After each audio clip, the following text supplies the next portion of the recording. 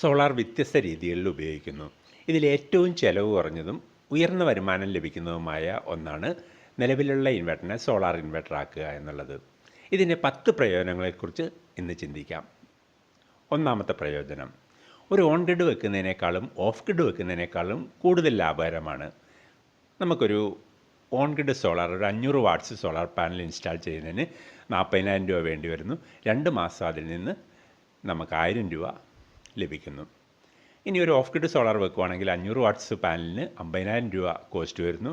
ശരാശരി കറണ്ട് ബില്ലിൽ 1000 രൂപ കുറവ് വരുന്നു. എന്നാൽ നിലവിലുള്ള ഇൻവെർട്ടറിനെ കൺവേർട്ട് ചെയ്യുന്നതിന് ഒരു 400 വാട്ട്സ് സോളാർ പാനൽ ഇൻസ്റ്റാൾ ചെയ്യുമ്പോൾ 30,000 രൂപയെ ചിലവ് വരുന്നുള്ളൂ. അതിൽ കറണ്ട് ബില്ലിൽ 1000 രൂപ കുറവ് വരുന്നു.